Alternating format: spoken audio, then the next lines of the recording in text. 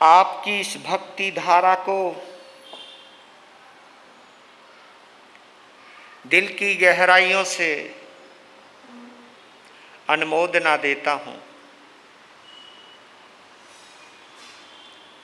परमात्मा के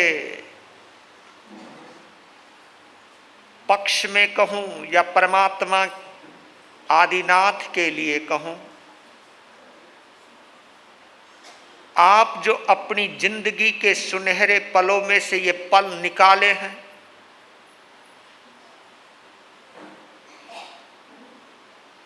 इन पलों को जीने के लिए आपकी इस समझ के लिए दिल की गहराइयों से अनुमोदना देता हूं।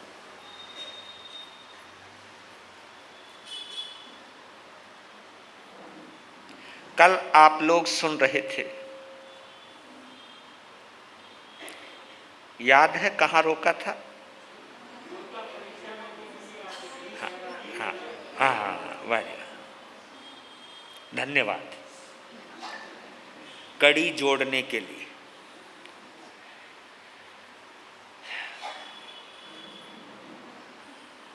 देवता आ गया,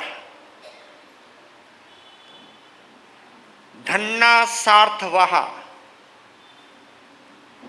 सार्थवहा किसको कहते हैं?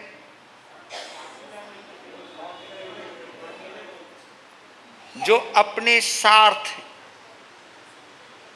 अपने काफिले की जो परवाह करे उसको सार्थवाह कहते हैं। सार्थवाह जो परवाह करता है अपने सार्थ की, अपने काफिले की, अपने साथ रहने वालों की, उनको सार्थवाह कहते हैं। इस दृष्टि से जो संघ का अध्यक्ष होता है, महामंत्री सहित जो पदाधिकारी होते हैं, वो भी सार्थवाह की भूमिका में आते हैं। जो भी हमारे अभिभावक हैं, हमारे माता पिता हैं, वो भी सार्थवाह की कैटेगरी में आते हैं।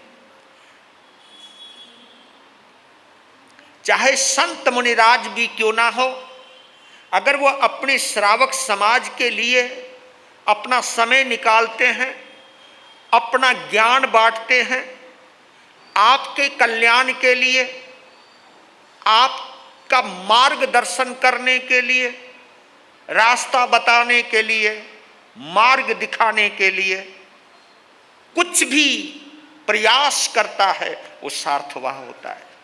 जो साथ निभाए वो सार्थवाह।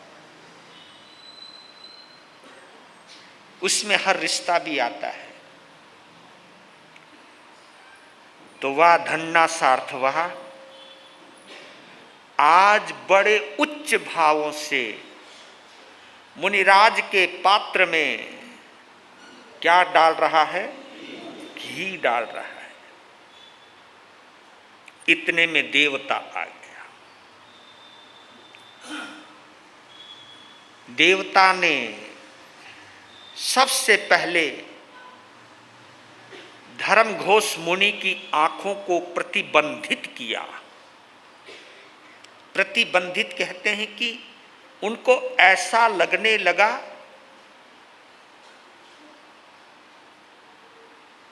कि घी कम है। खोल रखा है पात्र, घी डल रहा है, लेकिन ऐसा लग नहीं रहा कि ये पर्याप्त है। इधर से डालने वाला डालने में मशगूल है।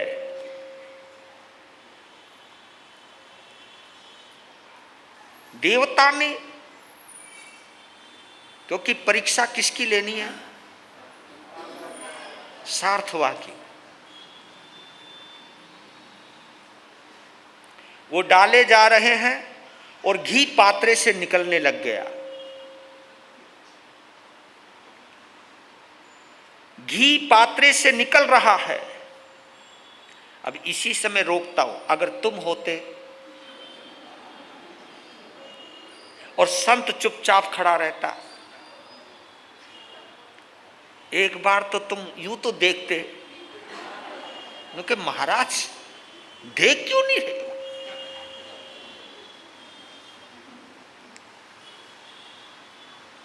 एक बार तो कमाल हो गया, मैं एक घर में आहार पानी के लिए गया,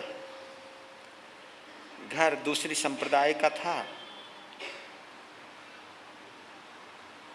और 2 ही घरों में से गोचरी लेनी थी। उस वक्त मेरे गुरुदेव के हम साथ थे, हम 6 संत थे। हरिद्वार के पास एक क्षेत्र है, दिगंबर बहुल क्षेत्र है, तो 2 ही घरों में व्यवस्था थी। गुरुजी ने मुझे कह दिया कि तू जा। अब हम चल दिए। अब एक जगह रोटी और मेरे सामने गिनने लगी, 1 2 3 4, फिर मेरी तरफ देखने लगी। यार बड़ी मुश्किल पड़ी, क्योंकि हमें पता लगा था एक जगह से रोटी लेनी है, एक जगह से सब्जी लेनी है, और उस वक्त हम 7 संत थे। रोटी तो उस बंदी ने मेरे से पूछा, और डालूं?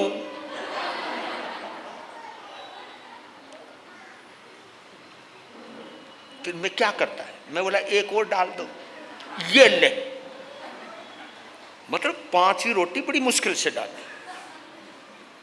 और यही पंगा दूसरी जगह हुआ जब सब्जी डालने लगे। 1, पता नहीं क्या योजना बना रखी थी, 2, मेरी तरफ, मैंने कहा मैं लेके आ गया। मैंने गुरुदेव के सामने कहा, ये लो। उस दिन हम सभी के एकासने थे। हाँ, तो उन्होंने कहा, राम संत 7 रोटी। मैं बोला मिल गई वो समझ लो, ये आधी आधी करके खाओ, पानी पियो और लोट लगाओ। ये चीज होती है, क्योंकि ये खेल भावों का है। भाव जब प्रगाढ़ होते हैं तो मन ये करता है कि ज्यादा देने के भाव नहीं, बल्कि कुछ ज्यादा भी दे दे तो भी थोड़ा लगता है, और जब भाव नहीं हो तो हम थोड़ा भी दे तो ज्यादा लगता है।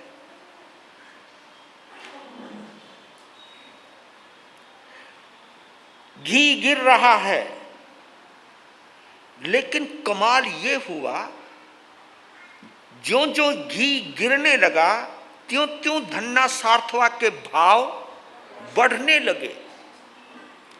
भाव ये आए कि घी मेरा नहीं गिर रहा है गुरु महाराज का। वो जाने आपन का काम तो देने का है। दबादब दबादब दबादब, वहां घी घी, और उस देवता ने पूरी माया बिखेर दी, चारों तरफ घी घी घी फैल गया। देवता देखने लगा, यार बंदे के चेहरे पर कोई भी शिकन नहीं।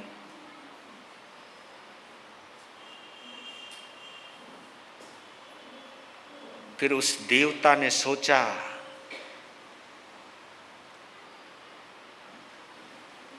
कि इंद्र ने अगर किसी को, या इंद्र भगवान ने या इंद्र ने किसी की महिमा गाई है तो ऐसे ही तो नहीं गाई होगी। उसने तुरंत अपनी माया समेटी, तो एक भी बूंद जमीन पर गिरा हुआ नहीं था, और देवता अपने मूल स्वरूप में आया और सार्थवाह को नमस्कार किया। कहा कि धन्य है दानदाता, तुम्हारी भावों की उच्चता, तुम्हारे भावों की भव्यता तुम्हारे भावों की दिव्यता को मैं नमन करता हूं। मैंने आपके भाव जांचने के लिए नहीं बल्कि भाव गिराने के लिए काम किया। आपको गिराने के चक्कर में मैं गिर गया, आपको गिराने के चक्कर में मैं गिर गया। मैं अपनी आलोचना करता हूं और तुम्हें नमस्कार करता हूं। जय जयकार करते हुए, पुष्प वृष्टि करते हुए, जय जय नंदा, जय जय भद्दा कहते हुए कि धन्य है तुम्हारा दान, धन्य है तुम्हारा दान, ये कहकर वो वापिस चले गए। संत घृत का पात्र लेकर अपने गुफा में आ गए। उन्होंने पार ना किया।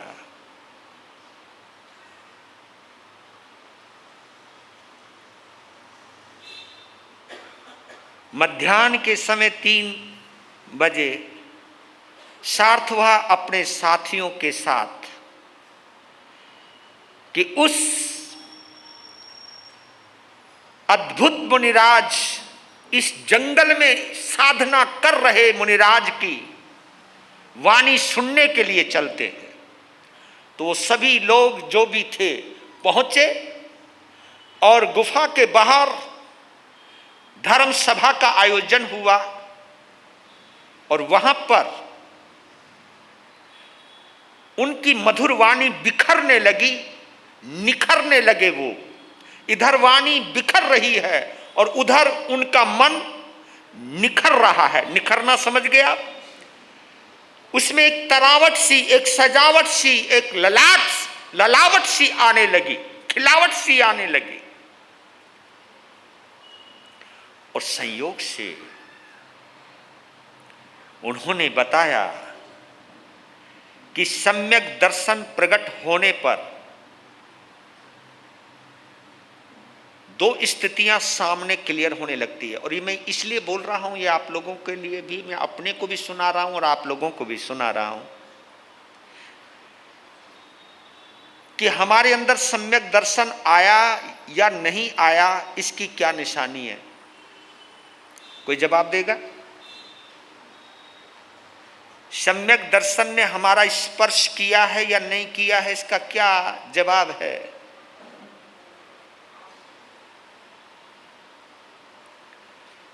तो आप चेक कीजिएगा अपने आप को, मैं अपने आप को करता हूं, आप अपने आप को चेक कीजिएगा कि सम्यक दर्शन का मतलब है अगर उसने स्पर्श किया है आपका, तो अंतर जगत में क्या चेंज आता है, क्या परिवर्तन आता है, उसके बारे में बताया कि मिथ्यात्व मोहनीय कर्म का अंत होता है।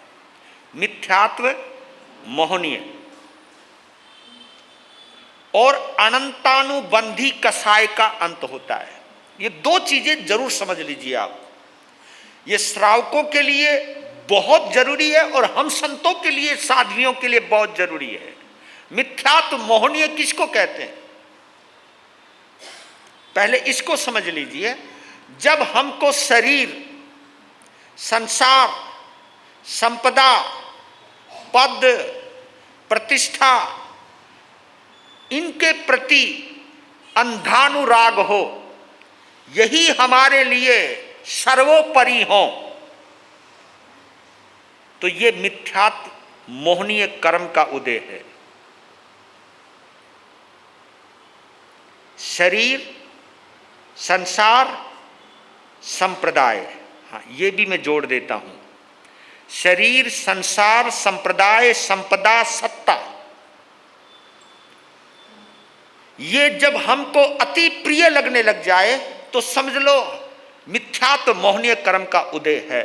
फिर आप समायिक करो, संबर करो, कुछ भी करो आप, बल्कि आप धर्म ध्यान भी अगर करोगे तो भी इन्हीं की सुरक्षा के लिए करोगे आप, कि मेरा शरीर बच जाए, मेरा परिवार बच जाए, मेरा संसार बच जाए, मुझे सत्ता मिल जाए, मेरा संप्रदाय बढ़ता चला जाए। ये भाव जब आते, सब मिथ्यात्व मोहनीय कर्म के अंतर्गत आते हैं। और मैं नहीं समझता हूं कि हम इसकी गिरफ्त से बाहर निकल पाए हों। दूसरी बात, अनंतानुबंधी कसाय का अंत अगर नहीं होता है। अनंतानुबंधी कसाय किसको कहते हैं? कि जिस बंदे का दिल साफ संवत्सरी के दिन भी ना हो। समझे क्या बोला मैंने? संवत्सरी के दिन भी जिनकी मन की गांठ नहीं खुली, चाहे वो साधु है, चाहे वो साध्वी है, चाहे वो श्रावक है, चाहे वो श्राविका है, उसको अनंतानुबंधी कसाय का उदय है। जैसे आप लोगों को सालों साल बीत जाते किसी से बोले बिना, जिससे संबंध आपने काट दिया उससे कटा ही रहता है, लेकिन वह समाय करना नहीं छोड़ते, आप प्रतिक्रमण करना भी नहीं छोड़ते, लेकिन मन की गांठ भी नहीं खोलते। अगर ये दोनों बातें अगर मेरे जीवन में और आपके जीवन में है, तो फिर ये मत कहना कि हमको सम्यक दर्शन का स्पर्श हुआ है। नहीं, दवाई लो और बीमारी दूर ना हो तो समझो दवाई ने आपके ऊपर असर नहीं किया।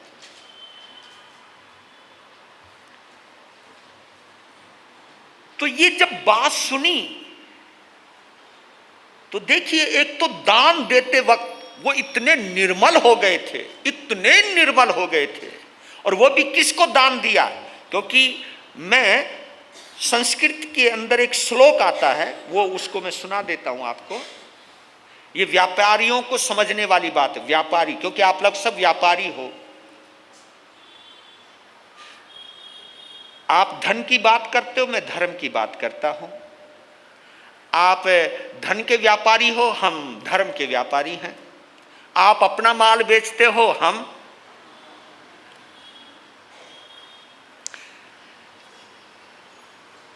और मैं इस बात से खुश हूं, यहां हमारी दुकानदारी बहुत अच्छी चल रही है। एक एक ग्राहक जो है उत्तम, जो आप घर बार छोड़ के नहीं, थोड़ी देर के लिए, क्योंकि मैं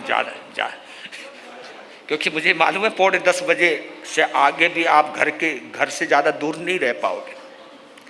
जहाँ 9:45 बजे हो जाएंगे, कहोगे बस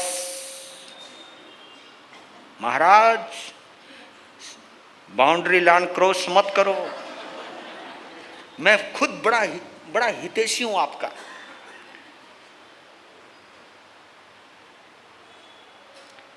तो मैं क्या कह रहा था? हैं? हाँ, संस्कृत का। ब्याजे स्याद द्विगुणम वित्तम व्यवसाये चतुर्गुणम क्षेत्रे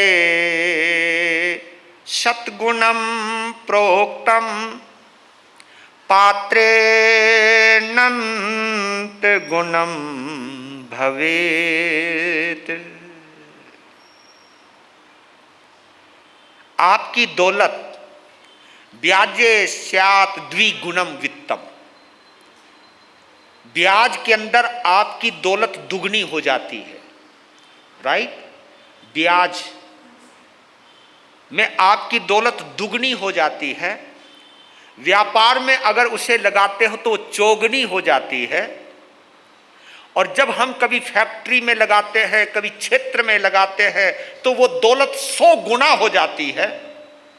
लेकिन जब उस दौलत को किसी उत्तम पात्र के ऊपर खर्च करते हैं तो वो अनंत गुना हो जाती है, अनंत गुना हो जाती है। चीज थोड़ी सी है। हाँ, आपने देखा होगा शालीभद्र का पूर्व भव एक ग्वाले का लड़का ही तो है। उसने खीर का दान दिया मांस खमनधारी मुनिराज को, वहीं मरा, कहां पहुंचा? शालीभद्र सेठ बना। खीर का दान दिया, इतना बड़ा सेठ बन गया। पात्र, वो पात्र है। हमारे यहां पर जो 5 महाव्रतधारी हैं उनको हम उत्तम पात्र कहते हैं। राइट, और जो देशवृत्ति यानी अनुव्रती श्रावक हैं उनको हम मध्यम पात्र कहते हैं, लेकिन जो सम्यक दृष्टि है, दयावान है, करुणावान है, एक इंसानियत जिसके अंदर है, उसको हम कनिष्ठ पात्र कहते हैं।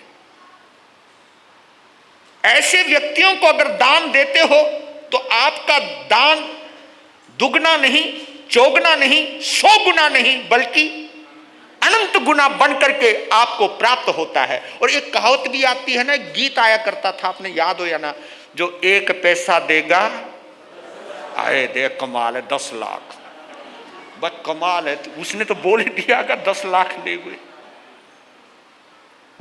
ये पात्र के ऊपर विशेष है। तो मालूम है इस दान ने धन्ना सार्थवाह को परित संसारी बना दिया, यानी उनके संसार सीमित कर दिए। हाँ,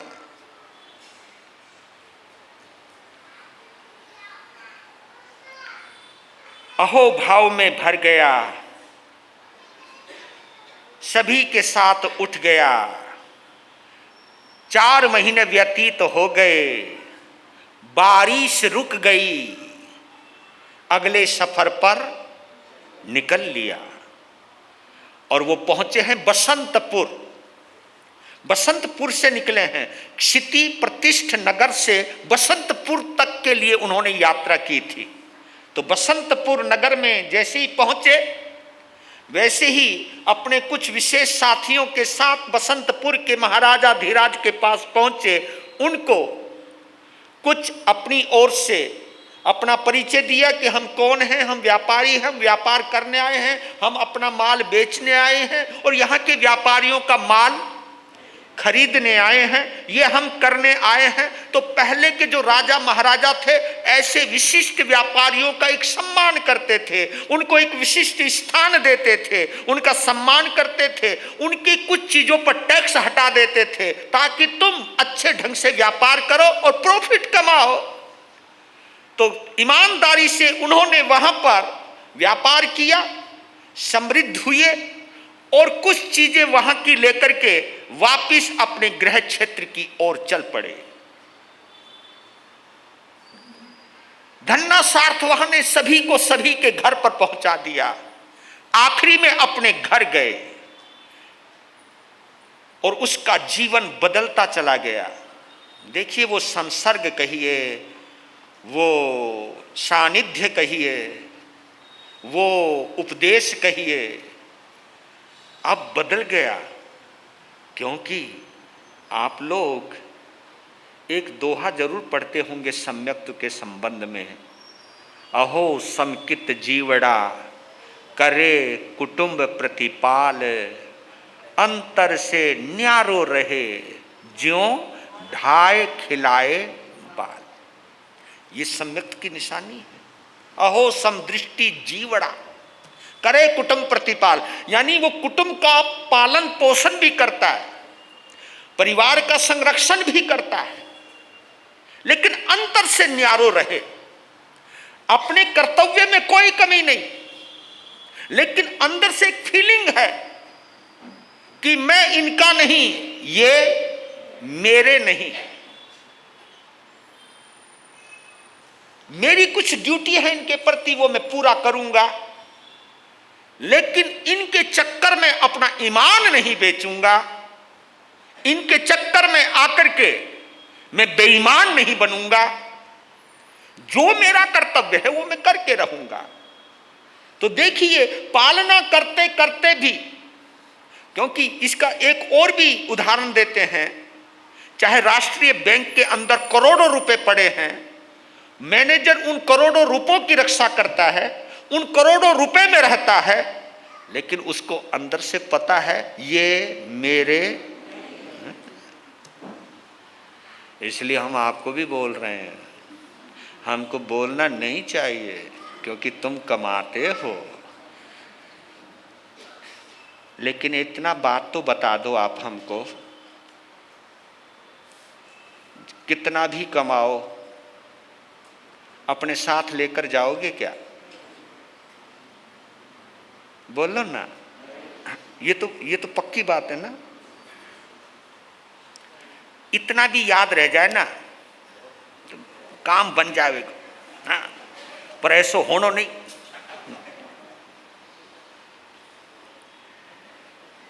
समय अपना आयुष्य पूर्ण कर। देखिए उस दान का प्रभाव और उस सम्यक दर्शन का प्रभाव। धन्ना सार्थवहा का वो आयुष्य पूर्ण हुआ। दूसरा भव मिला उनको देवकुरु क्षेत्र के अंदर सीता महानदी के तट के निकट युगलिया के रूप में वो पैदा होते हैं। युगलिया पर्याय में यौगलिक जोड़े से वो पैदा होते हैं और वहां उसको अक्रम भूमि भी कहते हैं। अक्रम भूमि, अगर जिन्होंने 9 तत्व पढ़ा है उनको ये चीजें ज्ञान रहती है। 30 अक्रम भूमि, 15 कर्म भूमि, ये सब आप लोगों को याद होगा। तो अक्रम भूमि में क्या होता है, सब कुछ कल्प वृक्षों के आधार पर चलता है। वहां पर एकदम जो प्रथम आरा था ना इस अवसर्पणी काल का, उसका नाम क्या है, सुखमा, सुखमा है ना, प्रथम आरा। और ये कौन सा आरा है, 5वां आरा है। इसका नाम क्या है, दुखमा। राइट, शुरुआत कब से हुई, सुखमा, सुखमा। पहला आरा, दूसरा आरा, तीसरा आरा। Very good. हाँ भाई, कमाल हो गया, टांट खुजानी पड़ रही मुझे तो।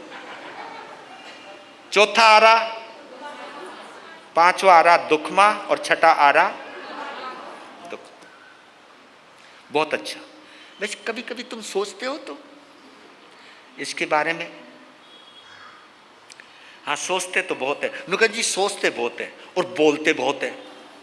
सोचते बहुत है, बोलते बहुत है, लेकिन आगे का काम नहीं। तुम ही क्या, हम भी नहीं। हम भी कौन से दूध के धुले भैया। इस पाठ के ऊपर बैठकर हम बहुत बड़ी बड़ी बातें करते हैं, तुम्हें मालूम है, प्रेम की, अनेकांतवाद की, सम्यत्व की, बहुत ऊंची ऊंची बातें करते हैं, अंदर कुछ नहीं। यहाँ फट्टे पर हम कुछ और होते, कमरे में कुछ और होते हैं। ऐसे ही जैसे तुम यहाँ कुछ और होते हो, अपने घर में लोग कहा कहते हैं, लोग कहते हैं कि धर्म परलोक में साथ जावे है। धर्म परलोक में साथ जावे है, लेकिन ये भूल जावे है जो धर्म धर्म स्थान से घर तक तो जावे को नहीं, वो परलोक में साथ कैसे जाएगा। तुम तो घर तक जाओ और महारो प्रवचन, इस फट्टे से कमरे तक तो जावे को नहीं, परलोक में जावे को। बस सोचने वाली बात तो हमें भी सोचना चाहिए ईमानदारी से। ये कनिंगनेस अच्छी नहीं होती है, चालाकी अच्छी नहीं होती है। इस चालाकी का भुगतान हम सबको अनंत गुना रूप से चुकाना पड़ेगा। ये जितनी चालाकी बढ़ती जाएगी उतना ही हमारा मिथ्यात्व सुदृढ़ होता जाएगा। जितनी सरलता आती जाएगी उतना ही सम्यक तो हमारा दृढ़तम होता जाएगा। पता नहीं कब आएगी वो सरलता। तो मालूम है उस अक्रम भूमि के अंदर कितना सुख रहता है। वहां से जीव मर के कभी नरक में नहीं जाता। क्यों नहीं जाता? हाँ, एक तो सरलता रहती है, एक कल्प वृक्षों के आधार पर उनकी जीवन की आवश्यकताएं, इच्छाएं नहीं, वो इच्छाओं में जाते ही नहीं है। हाँ, वो केवल, हाँ। और आप एक बात जरूर याद रखना, जरूरतें फकीरों की भी पूरी हो जाती है। जरूरतें फकीरों की भी पूरी हो जाती है और ख्वाहिशें तो बादशाहों की भी अधूरी रह जाती है। बादशाहों की भी ख्वाहिशें अधूरी रह जाती हैं। जरूरतें तो फकीरों की भी पूरी हो जाती हैं। तो ये वो जगह है जहां जरूरत के मुताबिक और 10 प्रकार के कल्प वृक्षों से उनकी जरूरतें पूरी हो जाती हैं। चाहे वो भोजन की बात हो, चाहे वो पात्र की बात हो, चाहे वो वाद्य यंत्रों की बात हो, चाहे दीपक की बात हो, चाहे सूरज की बात हो, चाहे विविध प्रकार की मालाओं की बात हो, चाहे स्वादिष्ट भोजन की बात हो, चाहे नाना प्रकार के आभूषणों की बात हो, चाहे सुंदर घरों की बात हो, और चाहे वस्त्र आदि की बात हो, ये दसों की दसें यही जरूरत है ना। देखा जाए तो हमारी जरूरत तो तीन ही तो है, ये याद होगा तुम लोगों को, रोटी कपड़ा और मकान। मस्त रहो मेरे भोले इंसान, रोटी कपड़ा और मकान। लेकिन लफड़ा कब हुआ? नुकर रोटी तो हो लेकिन गर्मा गर्म हो, और फिर ऊपर से एक और इच्छा पैदा हो गई कि देसी घी में तरम तर हो। भाई इच्छाओं का तो कोई अंत नहीं। तो वहां भोग भूमि के अंदर 3 दिनों में भूख लगती है। कितने? हाँ, और यहां दिन में पता नहीं कितनी बार खाते हम। ये तुम विचार कर लिया करो, कहां वो कहां ये। वहां 3 दिनों में भूख लगती है, और वो भी एक बार ही खावें, और पेड़ के पास जावें, यूं करें अंदर तृप्ति आ जावे। और यहां तुम पता नहीं कहां कहां रेडियो पे, रेडिया तो गई अब तो पता नहीं कैफे खुल गए, कभी कहीं कुछ खुल गया है ना, कहीं जोमेटो, कहीं कुछ वो कहीं। पहले बताऊं आप लोगों को कि खाने की इतनी च्वाइसें नहीं थी, लेकिन अब चाहे पहनने की हो, चाहे खाने की हो, चाहे रहने की हो, चाहे गाड़ियों की, चाहे फोन की हो, इतने ऑप्शन आ गए, आदमी इतना उलझ गया पूछो मत। और बल्कि दूसरे की तरफ देखता रहे, अपना मोबाइल नहीं देखे, उसके हाथ में कौन सो ये दिखाना। ये तुम लोग, यही परेशानी है बस। इन परेशानियों को जितना बढ़ाओगे बढ़ती जाएगी। और कहते हैं कि उनको रोग नहीं होता, शोक नहीं होता, वियोग नहीं होता। और उनकी विशेषता एक और चीज है, उनकी कसायों में अल्पता रहती है, मोह ममता में स्वल्पता रहती है। कसाय में अल्पता, मोह ममता में स्वल्पता, बहुत कमी रहती है, जिसकी वजह से वो स्वर्ग में जाते हैं। अब चाहे तुम हो चाहे मैं हूं, कसायों में अब मंदता तो है नहीं, कसायों में हो गई प्रबलता, और मोह ममता में हो गई विशिष्टता। और इन दोनों के आधार पे जाएंगे नीचे। करते रहो समायक। एक मेरी बात मत पकड़ना, कभी तुम सोचो महाराज जी समायक के पीछे पड़ेगी। मैं कह रहा हूं आप लोगों को कि अगर कसाय कम नहीं किए, समायक ज्यादा करी, तो बताओ ना, समायक का लाभ मिलेगा? नहीं मिलेगा ना। तो समायक करते करते एक काम करना है कि कसायों में भी कमी आने लगे, बस। तो वहां का आयुष्य पूर्ण करके वो देवलोक में गए। ये उनका तीसरा, पहला भाव धन्ना सार्तवाह का, दूसरा भाव युगलिया का, तीसरा भाव देवलोक का, और चौथे भाव में हम प्रवेश करते हैं। जम्बू द्वीप के महाविदेह क्षेत्र में मेरू पर्वत से पश्चिम दिशा की ओर एक गंधिलावती विजय पर गंध समृद्धि नाम के एक नगर में, जहां पर विद्याधर राजा शतबल का शासन चल रहा है, और उनकी महारानी का नाम चंद्रकांता। धर्म कर्म के आधार पर उनका जीवन बड़ा ही व्यवस्थित, बड़ा ही संयमित, बड़ा ही मर्यादित, बड़ा ही आनंद के साथ व्यतीत हो रहा है।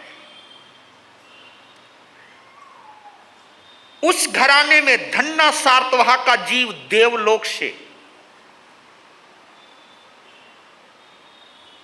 उसी गंधिलावती विजय पर गंध समृद्धि नगर में राजा विद्याधर राजा सतबल और महारानी चंद्रकांता के गर्भ से पैदा होता है। और वो इतना गुदगुदा है, इतना गजब का है, उस बच्चे को देखते ही माता पिता के मुंह से एक चीज निकली कि इसका नाम क्या रखा जाए। तो कभी कभी क्या होता है कि लोग सोचते हैं कि हमारे नाम के साथ एक अक्षर उसके साथ भी जुड़ जाए। तो सतबल ने उस बच्चे का नाम महाबल रख दिया। सतबल ने अपने बच्चे का नाम महाबल रख दिया। सतबल के पिता का नाम अतिबल था। अतिबल का बेटा सतबल, सतबल का बेटा महाबल। तुम लोग भी ऐसे ऐसे बच्चों को नाम लिखते हैं। कई पत्नी अपना एक नाम चुराती है, पति भी अपना एक दो नाम चुराता है, बीच में उसका नाम फंसाता है। ऐसे भी कुछ कुछ नाम लिखते हो। ये तो बड़ी इच्छा हो गई है आप लोगों को कि कुछ ना कुछ तो अपने नाम डाल ही दो। डालो, मना नहीं है, हाँ, लेकिन तुम्हें वो संभालेगा ही, इसकी कोई गारंटी नहीं है। हाँ, ये तुम मान के चलो भैया। आने वाला समय बहुत खतरनाक है। मैं तो बहुत चिंतित रहता हूँ इस बारे में। इस समय तो इतने जने आ भी गए, नहीं तो वो भी जमाना आने वाला है। हमारी जो पीढ़ी, दूसरी पीढ़ी देखेगी, वो जरूर कहेगी महाराज जी हमें फंसा के चले गए। हाँ, क्योंकि वो यूं देखा करेंगे कोई आयो, कोई नहीं आयो। प्रधान बोलेगो महाराज जी मैं भी जा रही हूँ, तू बैठ और स्वाध्याय कर। अब किसके पास टाइम है? हाँ,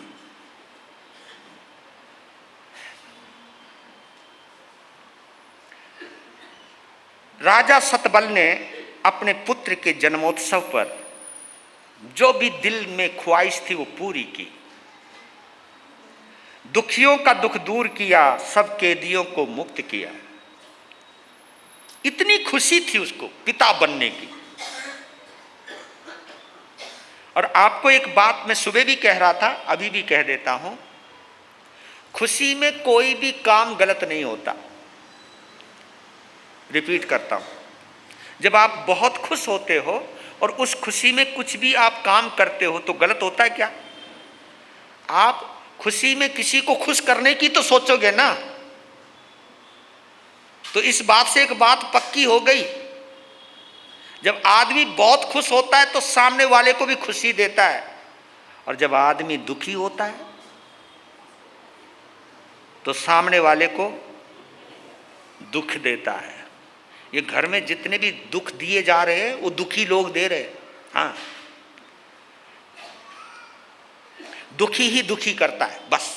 तो खुशी में वो अच्छे अच्छे काम, कैदियों को मुक्त करना, दुखियों का दूर करना, किसी को वस्त्र बांटना, किसी को मिठाइयाँ बांटना, ये सब अच्छे काम है। खुशियाँ बांटना है। ये पल बड़े अद्भुत है ना जी। भगवान आदिनाथ की कथा में लोग रोज प्रभावना बांट रहे हैं ना भाई। हाँ, प्रभावना बढ़ती। हाँ, थैला लाया करो। तो 5 धायों माताओं के माध्यम से महाबल की पालना पोषणा होने लगी। यथा समय आने पर कला निष्णात हो गया। जब वो जवान हो गया तो क्या खूबसूरत, क्या आकर्षक व्यक्तित्व महाबल का उभर करके आया। अद्भुत व्यक्तित्व। इधर महाबल जवान हुआ, इधर सतबल एक बार आईने में अपने आप को निहार रहा था। निहारते आप भी हो, और निहार वो भी रहा है। अब तुम्हारे निहारने में उसके निहारने में अंतर आ रहा है। चेक करना। जैसे ही उसने आईने में अपने आप को निहारा तो कुछ बुढ़ापे के चिन्ह रूप में, कोई बाल सफेद आ गया, कोई 1-2 झुर्रियां पड़ गई, या पता नहीं दांत में दर्द हो गया, बस जो भी तुम समझो। बुढ़ापे के लक्षण जब आए तो सतबल जी घबराए। वो सोचने लगे मैंने अपनी तरफ से भरसक प्रयास किया कि मेरे ऊपर बुढ़ापा। अब मैं तुम्हारे से पूछना चाहता हूं, एक बार मैं यहां बैठा हुआ था तो सीनियर सिटीजनों का जाप चल रहा था। सीनियर सिटीजन, तो वो सीनियर सिटीजन बहुत है और आए थे वो 5-6। तो उन्होंने मेरे से कहा कि महाराज जी कोई आता ही नहीं। मैं बोले क्यों आएंगे, कोई अपने आप को सीनियर सिटीजन मानता ही नहीं। हाँ, कोई मानने को तैयार नहीं कि हम सीनियर सिटीजन हैं।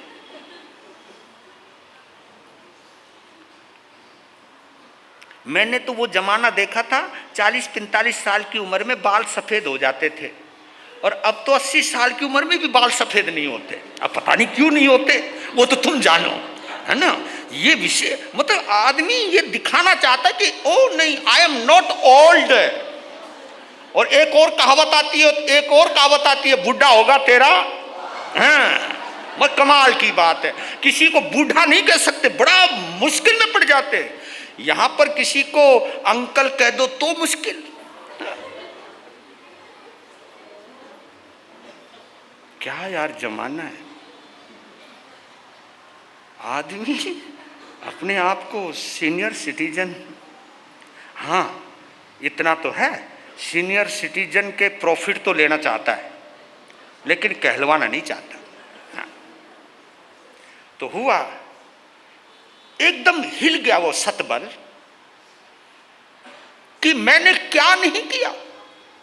मैंने खाने का ध्यान रखा, हर चीज का ध्यान रखा, और मैंने ये संकल्प किया था कि मैं बुढ़ापा नहीं आने दूंगा। लेकिन इतना कुछ करने के बावजूद भी बुढ़ापे ने आखिरकार दस्तक दे ही दी। संभल गए और अपने आप को बदल गए। एक ही निष्कर्ष निकाला कि ये शरीर पूरी तरह मेरा साथ छोड़े, उससे पहले इस शरीर से कुछ लाभ उठा लो।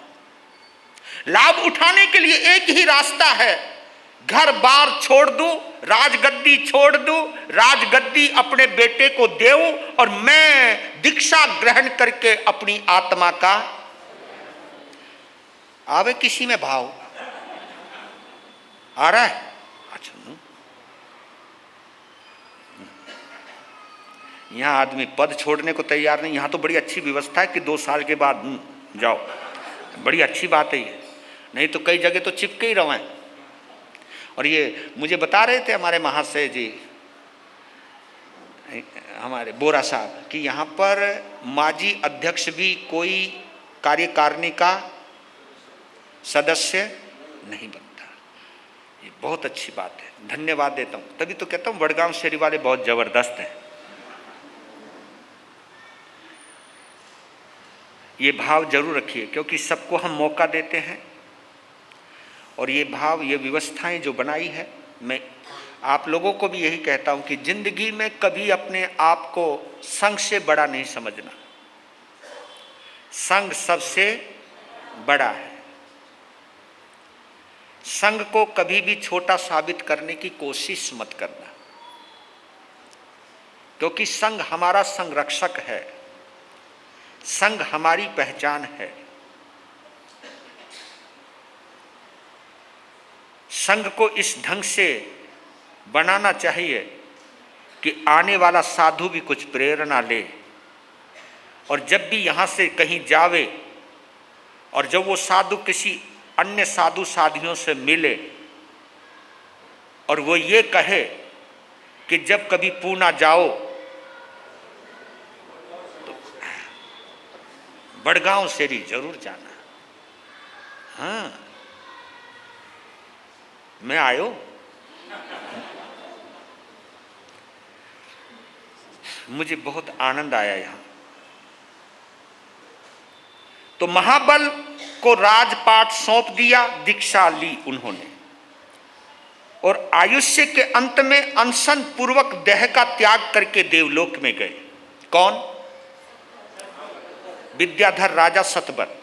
इधर महाबल राजगद्दी पर आसीन हो गए, भोग विलास में गृद्ध हो गए। मस्ती में डूब गए। ऐसी स्थिति आ गई महाबल की कि धर्म की बातों से उसे चिढ़ होने लगी। क्योंकि जब भोग विलास बड़े अच्छे लगने लगते हैं, शरीर और इंद्रियों के विषय जब हमें आकर्षित करने लगते हैं, तो फिर धर्म की बातें हमको अच्छी नहीं लगती हैं। ये जवानी का भी दोष होता है, और कभी कभी जवान लोगों को धर्म की बातें अच्छी नहीं लगती हैं, ऐसा मुझे लगता है। कई नौजवान संत अगर जा रहे हों और वो अपने दोस्तों के साथ हो, तो जल्दी से वो हाथ भी नहीं जोड़ता। हाँ, अगर बाई चांस जोड़ ले तो उसके दोस्त ये कहते, अरे तू कब से इनके चक्कर में पड़ गए हो?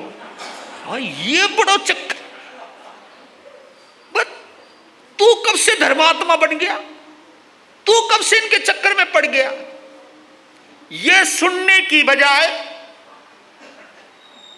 हमारा भी नौजवान हमसे कन्नी काटने लगता है, और ऊपर से हम लोग भी बड़े गजब के हैं। हमारे नौजवान हमसे जो दूर हुए हैं, उसमें केवल नौजवान ही दूर नहीं हुए, कुछ हमारी वजह से भी दूर हुए हैं। क्योंकि जैन संतों को भी बहुत ज्यादा होड़ है कि इस नौजवान को मेरे अलावा कोई और साधु नियम ना दे दे, मैं ही देऊं। नियम देने के लिए मैं जब भी कभी आप लोगों को भी कहता हूं, इसमें नौजवान बैठे हों, मैं नौजवानों को एक बात कहता हूं, अगर तुम अपने नौजवान साथी को, दोस्त को किसी संत के पास लाना चाहते हो, लाइए, लेकिन उसको लाने से पहले महाराज को समझाइए। क्या समझाइए? ये कहिए कि महाराज, आज मेरे एक दोस्त आ रहा है, आप उसको आशीर्वाद देना, उसको प्यार देना, लेकिन उसको कोई नियम मत देना। संतों को भी सोचना चाहिए कि आते ही माल मत बेचो, आते उसे प्यार दो, स्नेह दो, उसके अंदर तुम्हारे प्रति कुछ प्रेम बढ़े, ऐसा व्यवहार दो। उसे डराओ क्यों? उसके दिमाग में ये बात क्यों आए कि वहां गए हैं तो कुछ ना कुछ नियम लेना पड़ेगा? ये भाव क्यों नहीं आते कि हम संतों के चरण में जाते हैं, उनका आशीर्वाद मिलेगा, उनकी ब्लेसिंग मिलेगी, उनका प्यार मिलेगा। ये कहीं ना कहीं हम संतों को भी बदलाव लाना चाहिए। ये नौजवानों के लिए कहना चाहता हूं, और ये हम संतों को एक प्रेरणा जरूर लेनी चाहिए कि नियम ही सब कुछ नहीं होता है, प्रेम सब कुछ होता है। अगर संत से वो जुड़ जाए, प्रेम लग जाए, तो उसके जीवन में बदलाव अपने आप आ जाएगा, आएगा ही आएगा। लेकिन जबरदस्ती नियम दोगे तो उसके बदलने की संभावनाओं पर ब्रेक लग जाएगा। अगर बाई चांस नियम टूट गया तो भूल करके भी नहीं आएगा, क्योंकि उसके मन में यह आ जाएगा कि नियम मैं पाल नहीं सकता, नियम दिए बिना वो रह नहीं सकते, मैं पाल नहीं सकता, वो दिए बिना भाई इससे अच्छा मैं छोड़ ही दूं। तो ये चीजें हमें जरूर सोचनी चाहिए, इसके ऊपर विचार करनी चाहिए। तो महाबल को, उसका जो मंत्री था स्वयं बुद्ध, वो चिंतित रहने लगा। एक दिन महाबल को कहा कि राजन,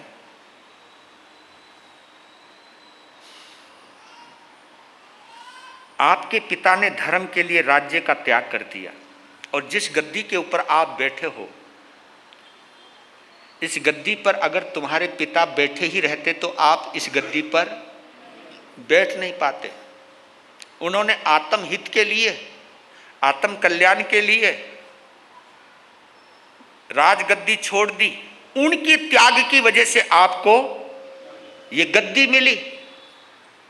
फिर भी एक बार भी आपके मन में भाव पैदा क्यों नहीं होते कि धन्य है मेरे पिता, जिन्होंने एक बुढ़ापे की छोटी सी झलक देखी और त्याग कर दिया, और मैं इस गद्दी पर बैठकर इतना आसक्त हो गया।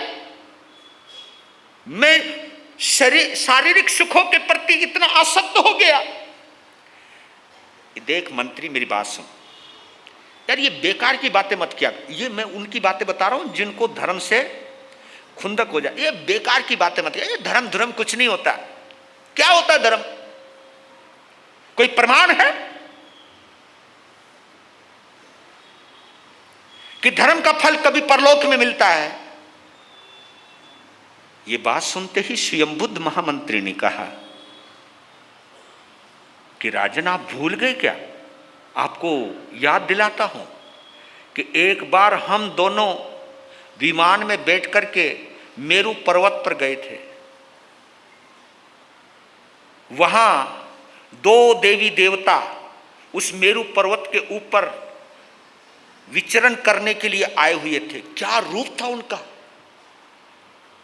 और उनके रूप से तुम भी प्रभावित हुए थे।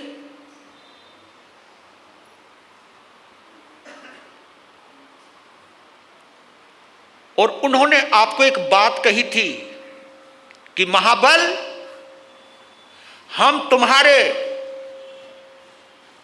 हम पिछले जन्म में तुम्हारे दादा अति बल, ये देवी जी आपकी दादी। हाँ यार, याद आया मुझे, उस समय दादा दादी देवी देवता के रूप में मिले थे कि उन्होंने भी राजगद्दी का त्याग किया, साधना की, देवलोक में गए, मेरू पर्वत पर हमको मिले या नहीं मिले। हाँ, एकदम याद आया। ये देखिए, ये मंत्री का बड़ा गजब का काम है। हाँ, मंत्री का मतलब क्या होता है? बोलो ना। मंत्री का मतलब होता है मंत्रणा। मंत्रणा ये बहुत गजब का खेल है। समय आपका हो गया, अब खेल को यहीं बंद करता हूं। ये जब वो कहते जाने लगे, क्योंकि अब महाबल की कथा आगे किस ढंग से बदलती है वो फिर कल फिर मिलते हैं आपके पास।